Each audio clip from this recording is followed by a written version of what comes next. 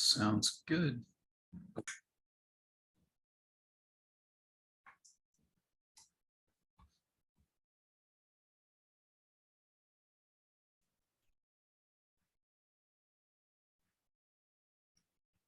Okay, let's go ahead and get started. Just to remind everyone that this is being recorded and it'll be made available on the Opentrons website. We'll also be sending a copy of this webinar presentation and recording via email in the next 2 days. To help with the overall experience, everyone's on mute except for Rami and I.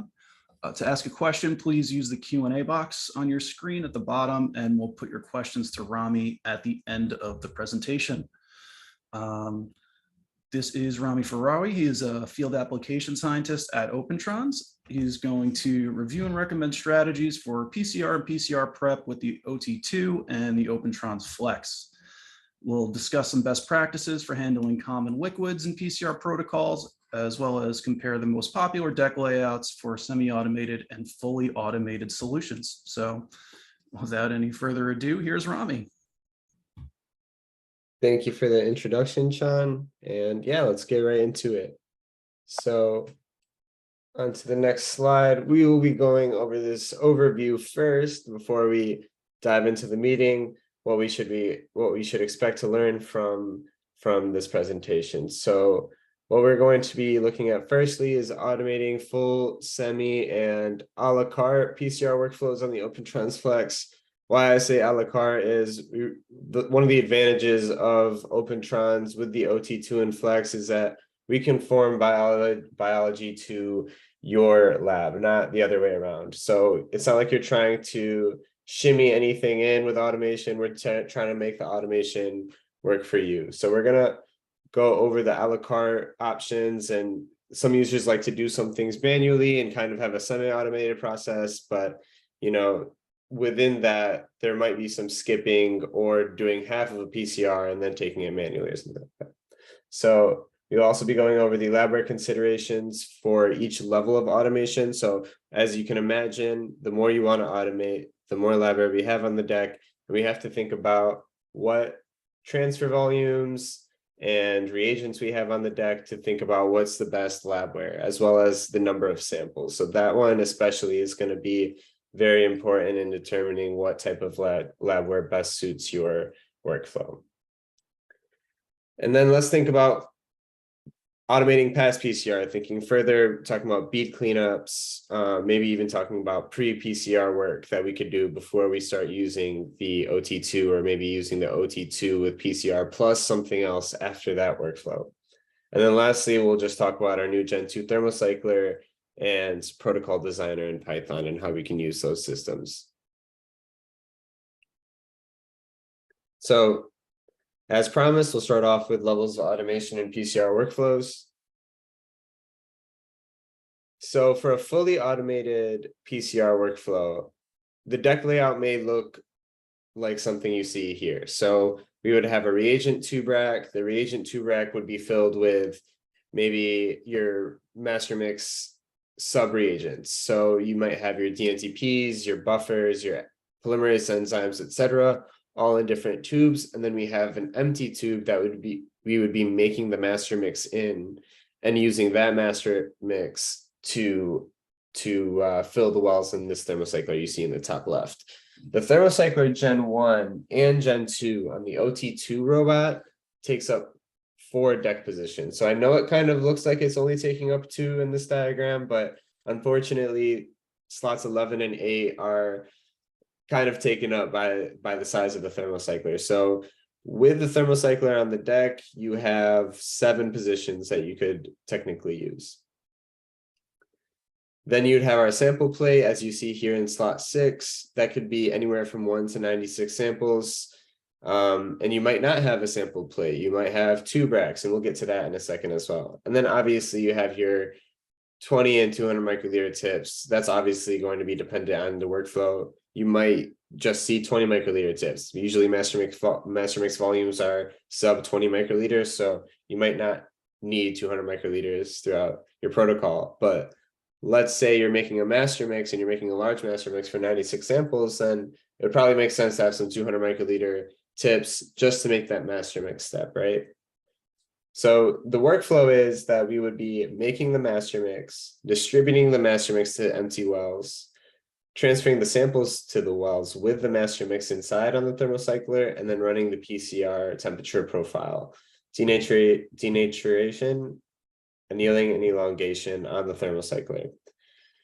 Now, it's very important that we don't mix up steps 2 and 3 because it'll be much faster for us to distribute the master mix to empty wells, and we save tips in that way because we're not contaminating the tips when we distribute the master mix. So you can actually use one tip to distribute all the master mix and then change tip per sample once we're adding the master mix and sample together.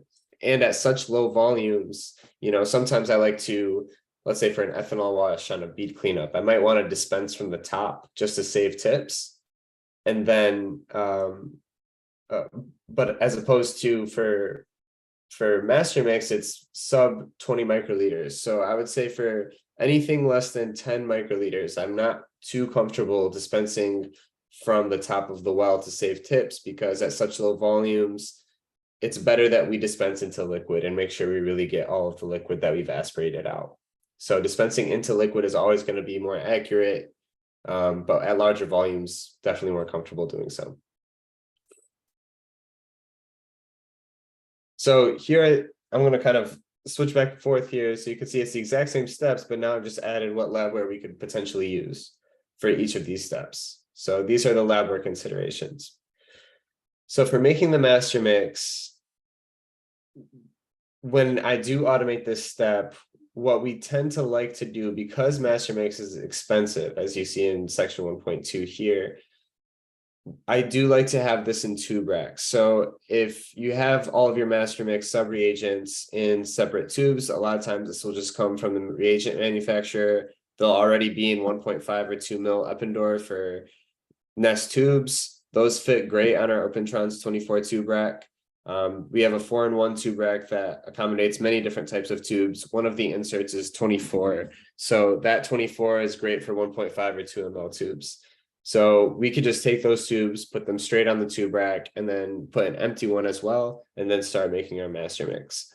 Now, I can't stress this enough, and master mix is kind of a tricky one, but we cannot use a multi-channel with the tube rack. And I sometimes have to reiterate that again and again as I'm writing these protocols for users. But in order to make master mix, we're going to have to use a single channel to take all the sub-reagents into an empty tube. And then from that empty tube, we're going to have to use a single channel to distribute to all wells of the thermocycler. So using one tip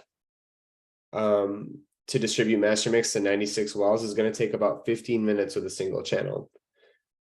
If you're using one set of tips, that is 8 tips with a multi-channel pipette, that would take about 3 minutes on the OT2 if you were in a reservoir or a well plate. So obviously it's going to be a little bit slower if we're using the reagent tube rack, but we also could use a well plate, which could use a multi-channel, and as well as a Nest 12 well or Agilent 12 well reservoir. So it's nice to use the reservoirs because you can just dump all of your reagents into, let's say, wells 1, 2, and 3, and then use well 4 to make your master mix.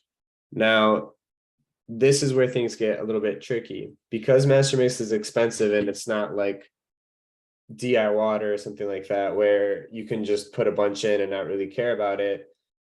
The Nest 12 well reservoirs, each well is 15 mils, right? So if you're putting anything less than 3 mils in that well, it's going to start pooling. So I would say for master mix, you really have to be comfortable running at high volumes of each of your reagents.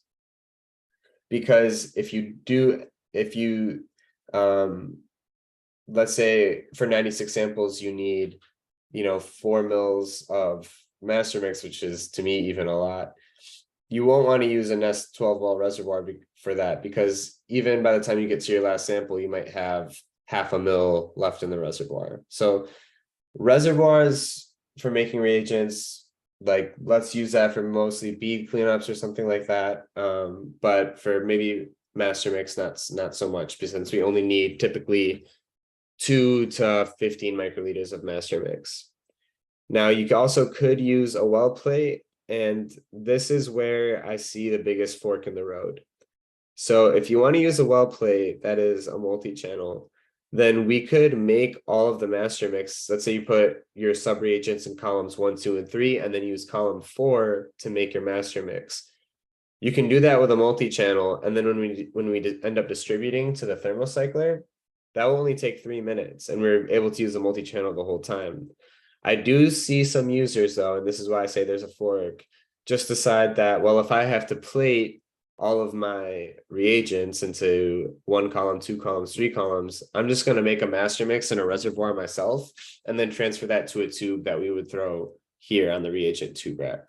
So this specific step is 100% personal preference. If you don't really care about time and you just want the robot to do everything, then we can make the master mix in a tube rack with a single channel, and we have to use a tube rack because of the low volumes.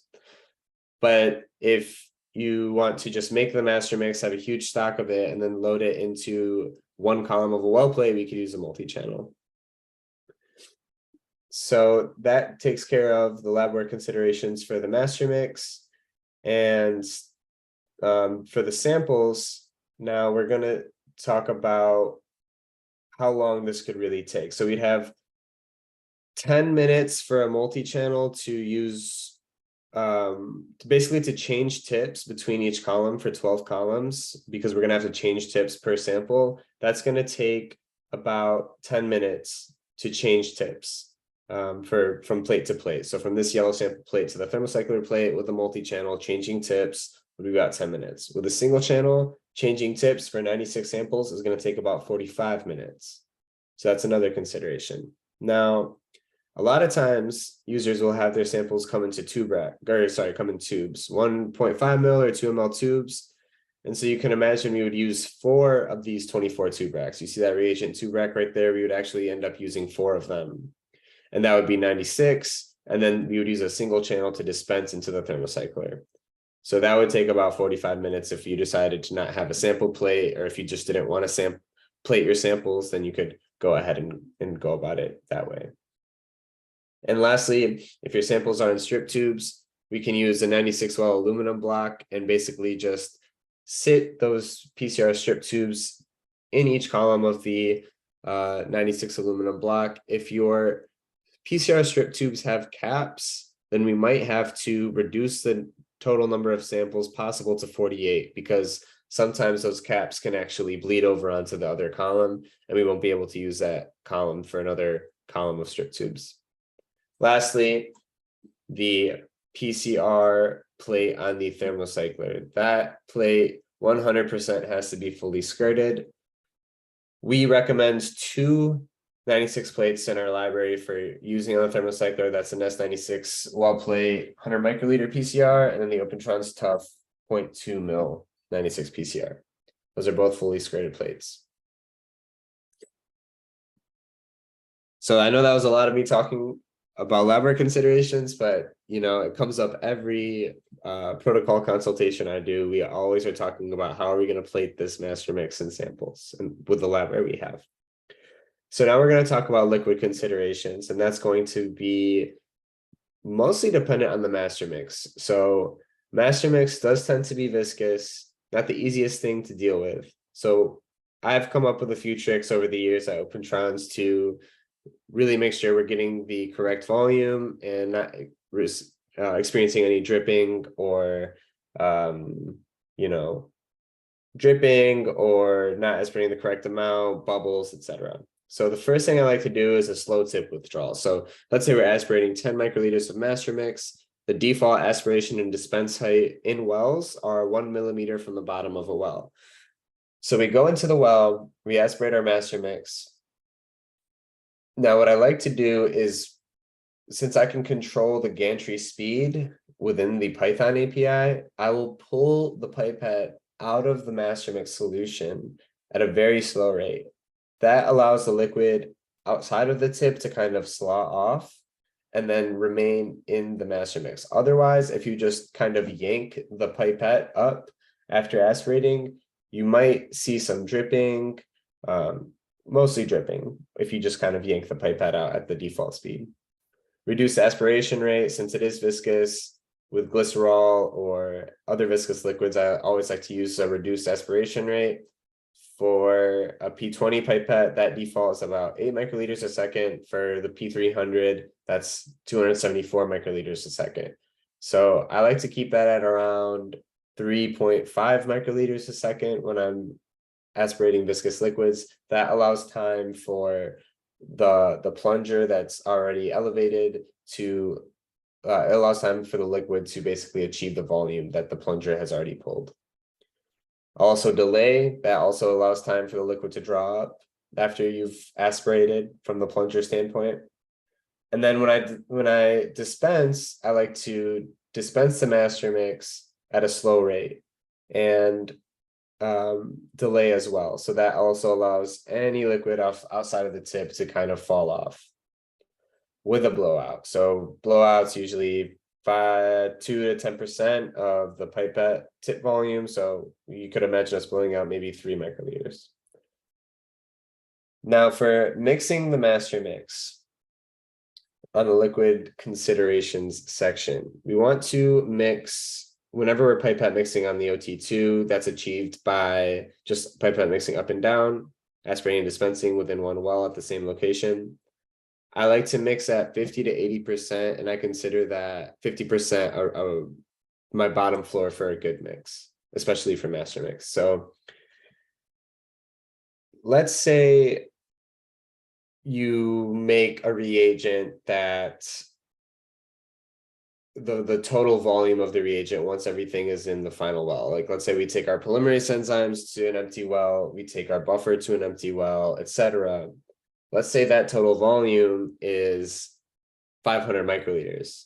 You're not going to get good mixing if you're trying to mix that with a 20 microliter tip.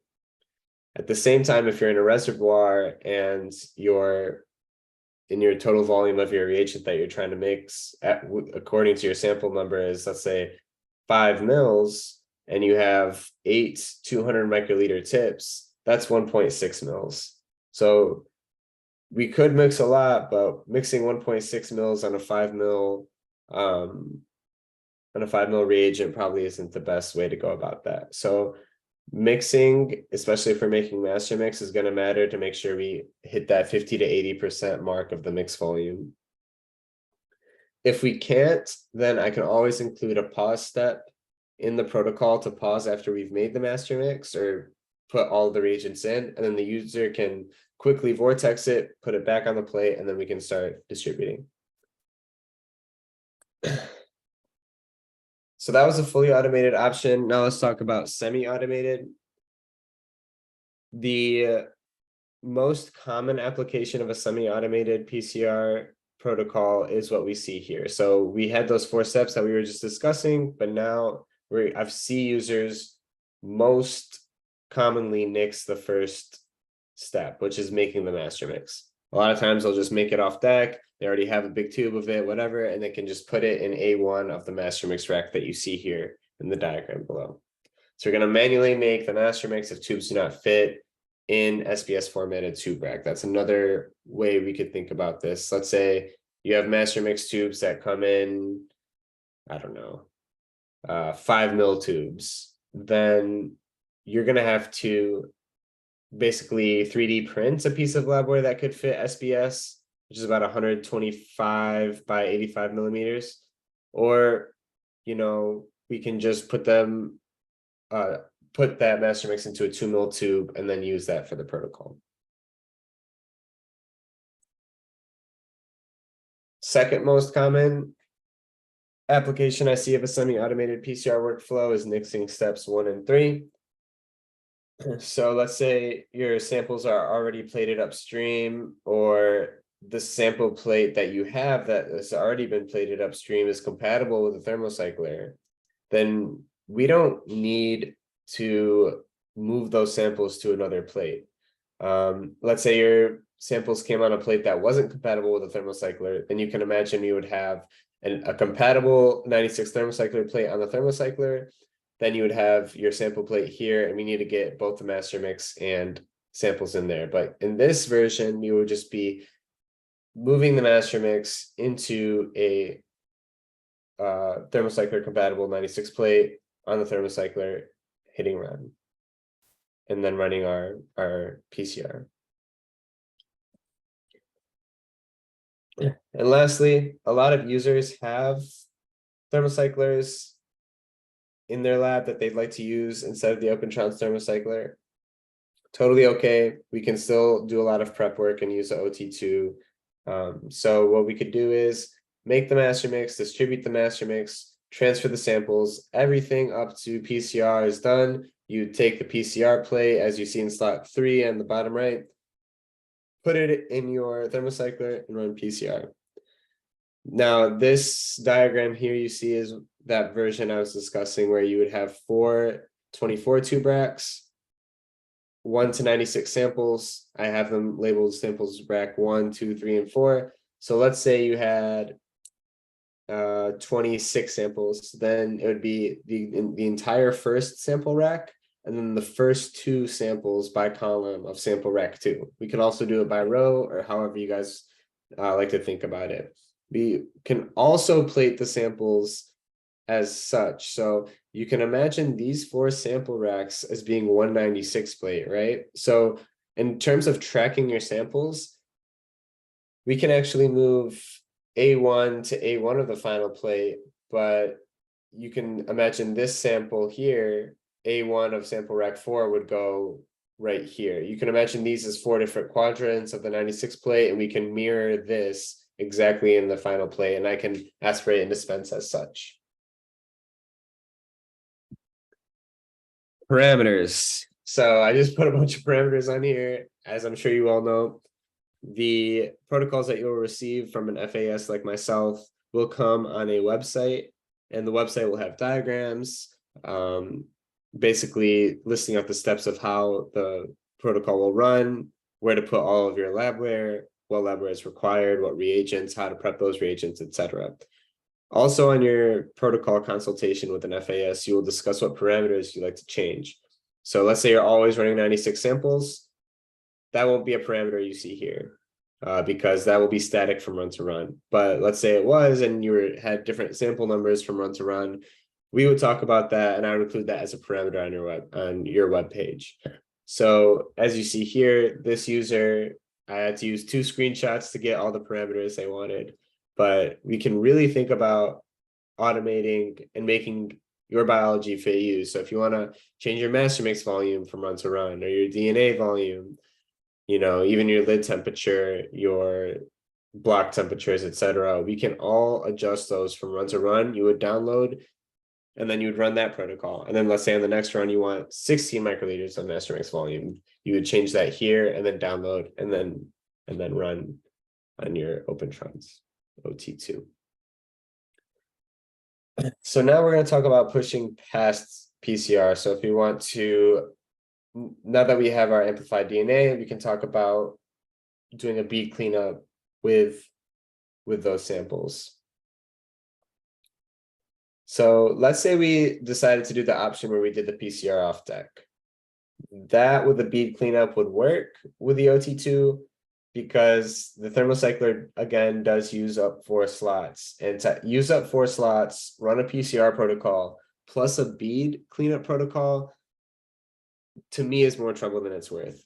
I think if you want to do a PCR plus bead cleanup on the OT-2, you would do your PCR off deck, you'd have your PCR step, take a final PCR plate on a pause, run PCR, bring it back to the protocol, hit resume, and then we can proceed with the bead cleanup, right?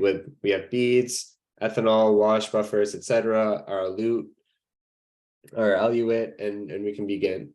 Now, this story kind of changes when we are talking about the flex, because the flex, the thermocycler, takes up 2 slots.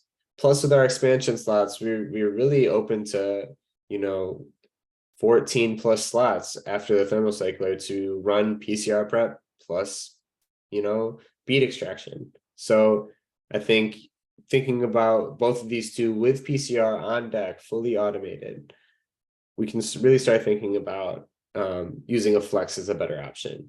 And the gripper on the flex can easily kickstart a second protocol on the same deck. So the new flex robot that we have has a gripper. We can grip from the thermocycler, for example, and then move it to another slot and then bring that into play. The magnetic module on the Flex is now a ring magnet that we use the gripper to put the plate on. The magnetic module on the OT-2 sits, the plate sits on there the whole time, and the magnets lower and raise below the plate to engage and disengage. But with the Flex, you would actually use the gripper to just put it on the magnets and back. So these are definitely considerations depending on what your lab needs. One last thing I'll say on this, you can always reconfigure your deck as well. So let's say you did want to run PCR on your deck. You can run your PCR protocol if you'd like. The Thermocycler is kind of a hefty module, so you can remove it from the deck, just unplug it, remove it, and then set up your bead cleanup and then start a bead cleanup run. That's the beauty of the Opentrons ecosystem, is you can have one configuration for a deck. You find your other protocol webpage, download that, reconfigure your deck, and then run that protocol as well. But again, with the Flex, to fully automate these two different types of protocols, it would be much easier to just have everything stay on and have the gripper do that work for you. Lastly, we'll talk about our Gen 2 thermocycler that we released earlier this year, plus Protocol Designer. So our Gen 2 thermocycler is a huge upgrade from our Gen 1 thermocycler. The thought process is the same. The seal for the PCR plate is on the lid of the thermocycler itself, and the lid I can call in the API. So in Python, I can tell the robot to open the lid or close the lid. You don't have to do that as a user. So the concept is the same. We've just made huge improvements on our heat distribution, edge effects, etc. So the thermal block temperature, we can go from 4 to 99 C with a lid temperature of 110 C. Typically, in order to avoid condensation, I like to have the lid temperature at about 10 degrees C higher than the highest block temperature in a PCR profile. So that's usually how I'll code it, unless stated otherwise.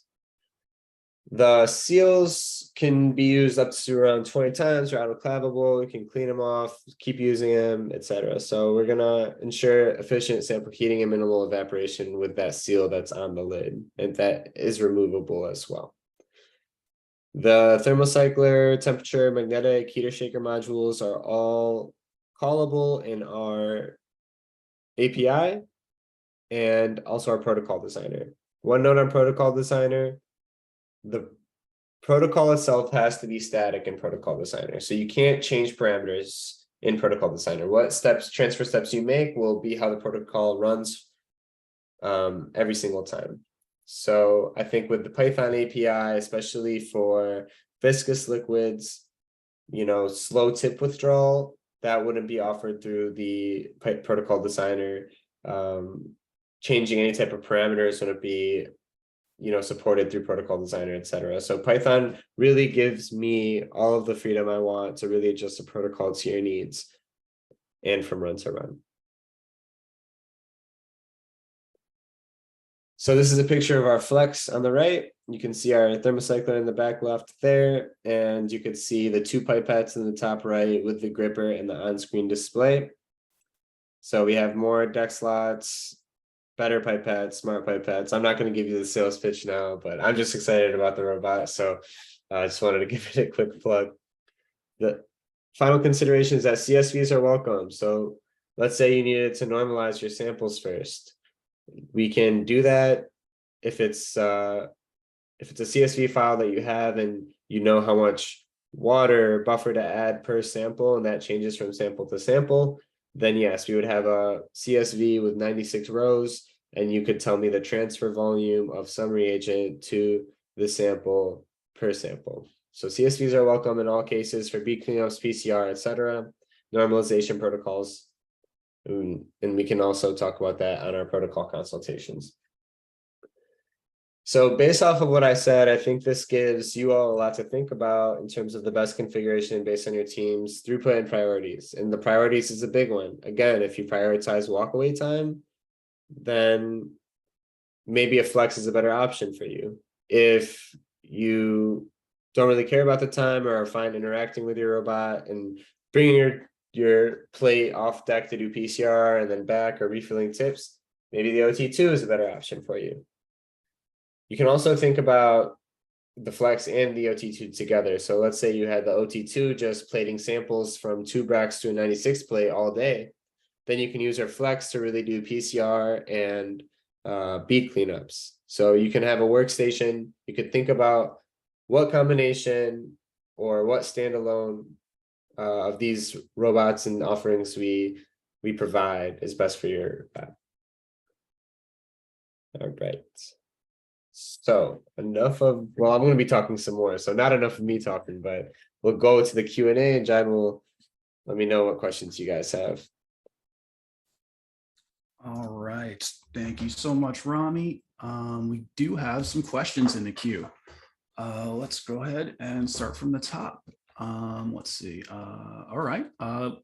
From an anonymous attendee, I won't call out who asked questions, but this isn't a question, but many 5 mil tubes are SBS and will fit into the Opentrons 15 mil tube rack.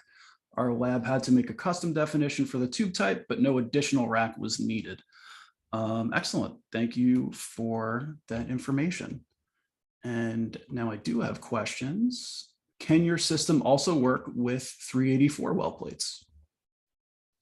Yes. So only our P20 pipette is vetted to handle 384 well plates. So we can imagine 496 plates, exactly how I stated with the tube rack. If I go to this slide.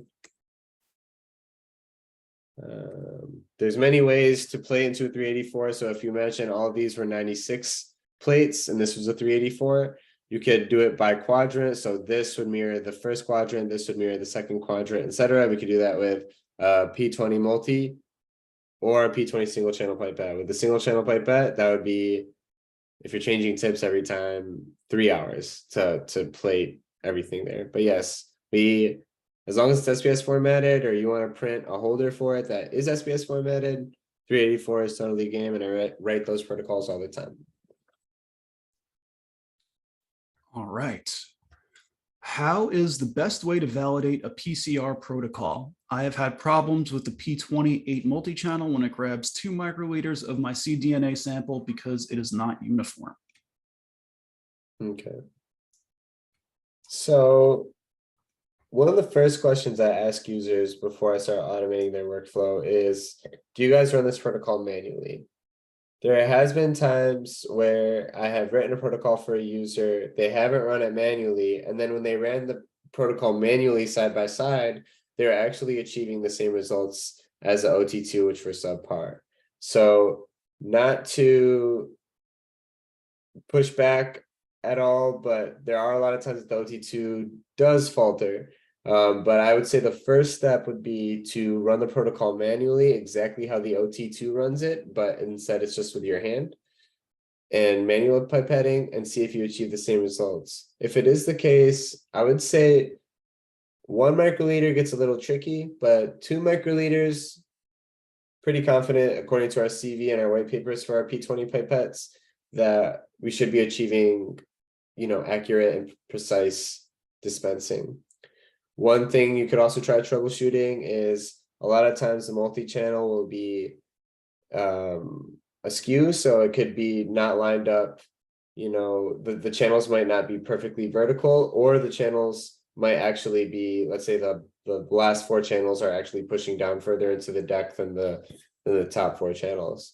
So I think maybe reattaching the pipette with the calibration block and the robot off and pushing the nozzles down to the calibration block to make sure that everything is level before you screw it in is one way to mitigate the P20 multi-channel pipette.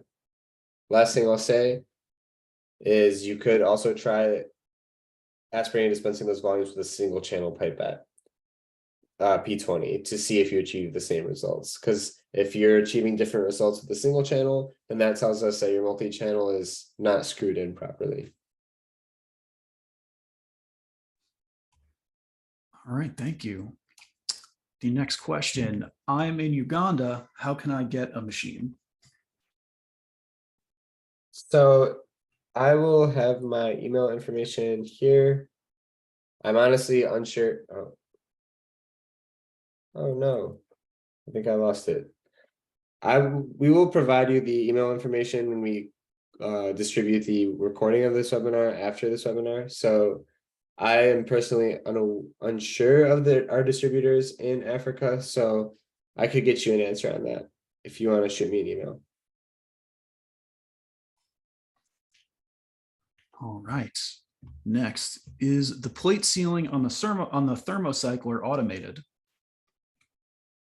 Yes. So the lid is attached to the thermocycler. Sorry, the seal is attached to the lid of the thermocycler itself. So with the thermocycler lid open, you attach the seal. And when I call in the API, or if you call in protocol designer to close the lid, it will close the lid on top of the plate, and that seal will form the seal with the plate itself.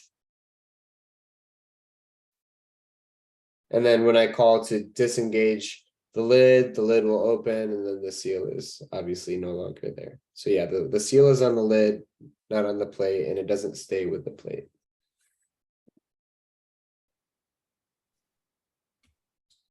All right.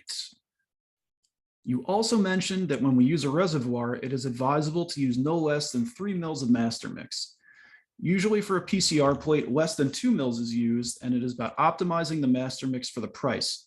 What is your recommendation to be able to use the reservoirs, 15 mil, and then an 8 multi-channel to run a plate? Yeah, so this is kind of what I was alluding to with master mix in a reservoir, because the reagent is expensive and you don't want to just pour a bunch of it in a reservoir, and you need at least 3 mils, 3 mils before it starts pooling. I would recommend to still use a multi-channel. Take that master mix and put it into a well plate column. If you put it into like a 200 microliter well plate, then we won't be wasting any master mix, because we don't need to put a bunch of overage to account for just how large the 15 mil wells are. So I would recommend using a well plate, or if you find some low profile reservoirs that are, let's say 5 mils or something like that, lower volume reservoirs that are SBS formatted, feel free to use those as well. We can create a custom Labware definition just to use a multi-channel.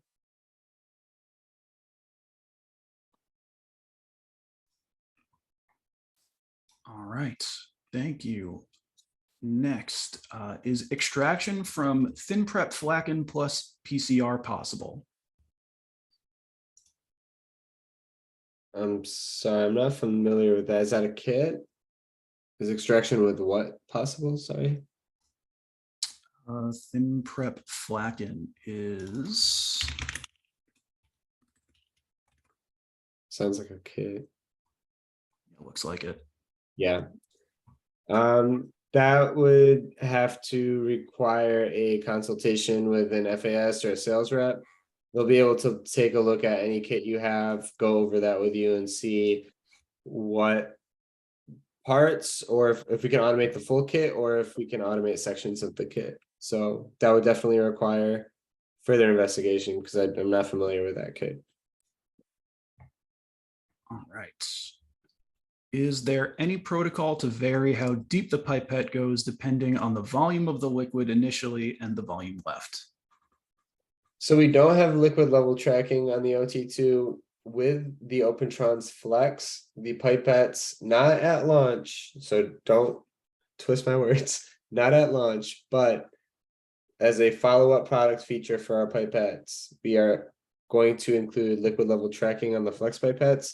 So that would take care of that issue. But talking about the OT-2, if you had a CSV, for example, with a liquid in each of your wells that are varying, for example, then of course you can upload that CSV and we can manipulate the aspiration or dispense height depending on each row of the CSV. So I can control the gantry speeds, how far the pipette is moving, how fast and slow we're aspirating with the pipettes. as well as I can move anywhere within a well. So if I want to aspirate from 3 millimeters from the bottom, I can do that. If I want to dispense from 4 millimeters below the top, I can do that as well. So a lot of control and advantages with the Python API, but definitely. Excellent. Next, can we automate complete Sanger process, which includes PCR and cycle sequencing? So I'm gonna allude to my answer before. Oh, Sanger. We do NGS workflows on the OT-2 and Flex all the time, and the Flex is more suited toward NGS workflows and assays. Sanger sequencing, I personally have never come across a automating a protocol on our Opentrons platform with that, but again, that doesn't mean it's not possible. Not many people still do Sanger sequencing, so it could just be a volume of how many people are doing it, which is why I haven't seen it. So if you want to, we can take a look at the protocol, see what sections you'd like to automate, and start a discussion from there.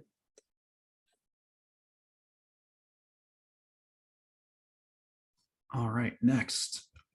What is the minimum volume that could be pipetted by this machine, and what is the dead volume for reagents? Yeah, so I like to recommend a overage of at least 10%. I'm more comfortable with 15% overage of dead volume. If I'm distributing, let's say I do one big aspiration to distribute into multiple wells, I aspirate 200 microliters, for example, and then dispense 10 microliters into each well, or 20 microliters into each well to save time. I would like to aspirate a 10% disposal volume. The lowest volume we can aspirate and dispense with this machine is 1 microliter. That comes in at around a 5% CV and 8% precision. At that volume, at higher volumes, it's much more accurate. If I have protocols that use different pipettes, how much calibration is necessary when switching between them? I would want to switch them fairly regularly.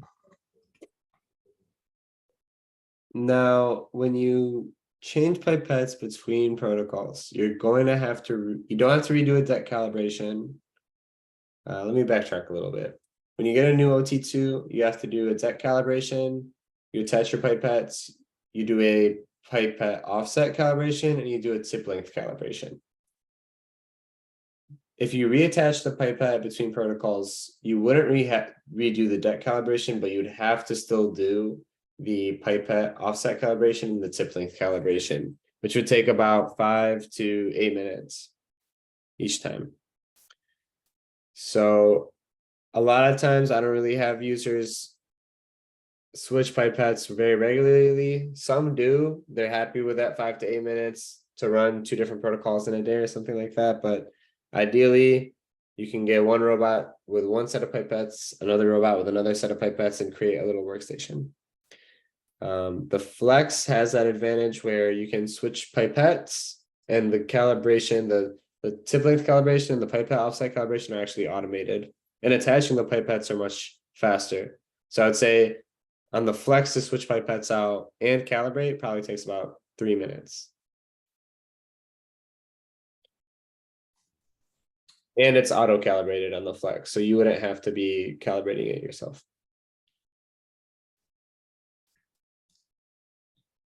Do you need to wash the plate seal, or is it disposable? Imagine this is for the thermocycler. It is this, yes. It is disposable, but you can also wash it. So it's vetted up to around 20 times. It's autoclavable. Yeah. Is it possible to incorporate pre-PCR steps such as sample dilution, enzymatic digestions? What about standard curve prep?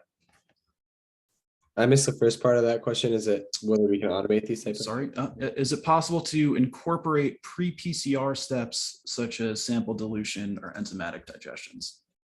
100%. So you can have another protocol, reconfigure the deck before the PCR protocol where, again, if you want to normalize, we can have a CSV where we're going to tell the robot to, depending on the CSV and the well, you have a CSV that says maybe one column is the well, A1, B1, C1, etc. Another column is the transfer volume of water to dilute it to some sort of concentration you're looking for. And so you could have well, volume, upload that CSV to the web page, and we can normalize all your samples. So you can NGS, PCR, sample prep, normalization, pooling. Those are just the ones coming to me quickly, but we can automate any type of a lot of common applications in biology with OT2.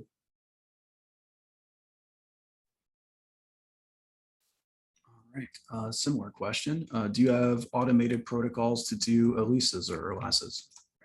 Yes. You can check out our protocol library and just type in ELISA and take a look at what we have. We have users definitely in the academic field and research doing a lot of ELISA protocols. So there's some really good stuff on there, really vetted protocols. People have done a lot of fine tuning on these type of workflows since they are so sensitive.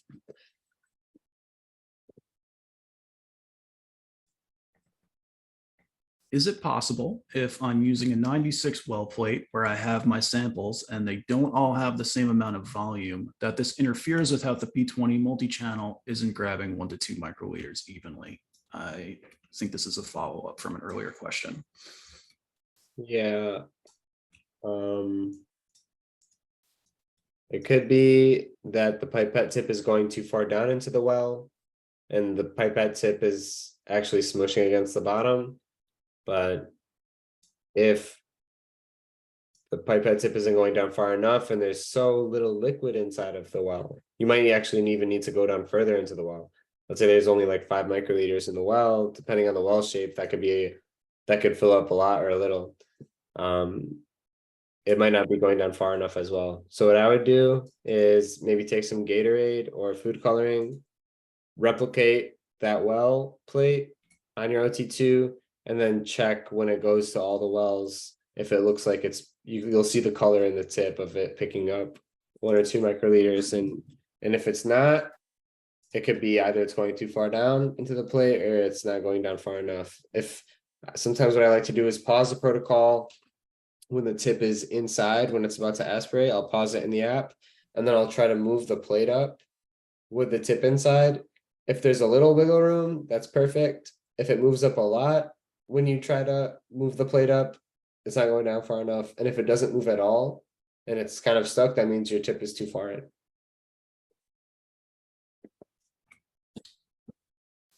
Okay, and the next question.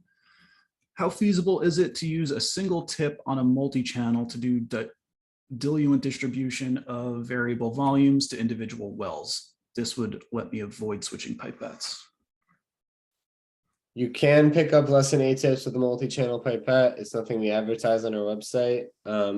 But I would say as with 1 microliter, I'd probably stay away from that. But at higher volume ranges, I'd also do that quite commonly, is pick up 1 to 7 tips with a multi-channel.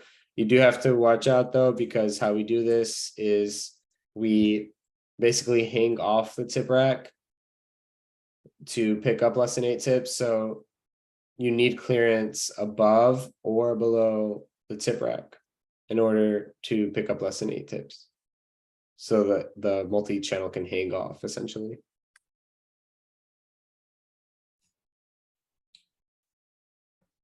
All right, and the next question. If we have calibration or accuracy problems, what is the best way to contact advice? So if you have calibration issues, you can always email support at opentrons.com or go on our Opentrons website. There should be a little chat on the bottom right that you can start talking with our support reps. If it's calibration related, anything protocol related, dripping, not doing the right steps, etc., that's more of a FAS question or a field application scientist, and I could field those questions. Okay, that was the final question in the queue. If anyone has any more questions, you can put them into the Q&A. Click on the Q&A button on the bottom and you can put your question in. This recording will be available on the Opentrons website. It will also be distributed through email in the next 48 hours. We did get another question. When dispensing reagent like master mix to empty wells, is reverse pipetting usually better than blowing out into the well? We never, I personally never implemented reverse pipetting and have had all the success I need with blowing out and just doing the delay after dispense. Yeah. Sometimes I might aspirate an even large column of air, like 10 microliters of air above a well, and then aspirate the liquid, so then I have a lot to blow out.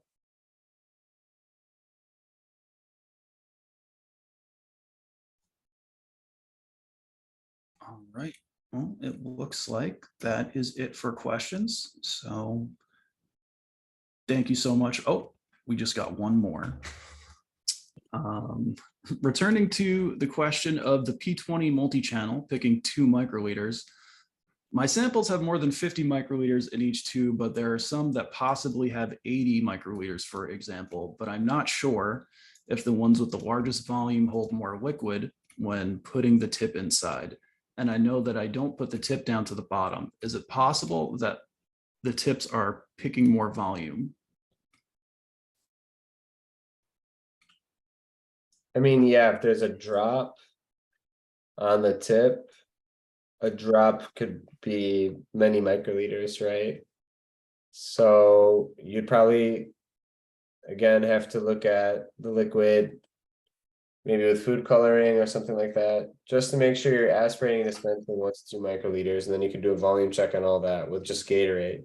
If it's your liquid specific, and let's say it's really viscous, then if it's taking a drip with it, then yeah, it's going to throw off on 1 to 2 microliters. That might be 4 microliters, right? So I think what you need to do is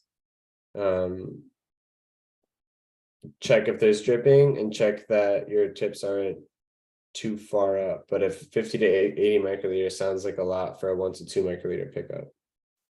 So it might just be that your multi-channel is askew.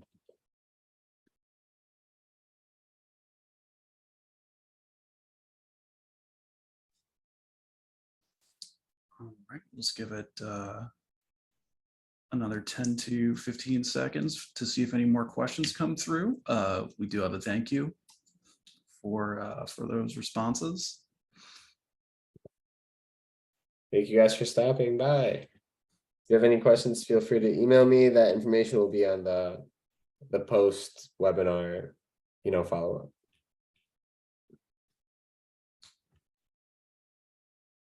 Okay, well, thank you everyone for attending, and big thanks to Rami for the presentation.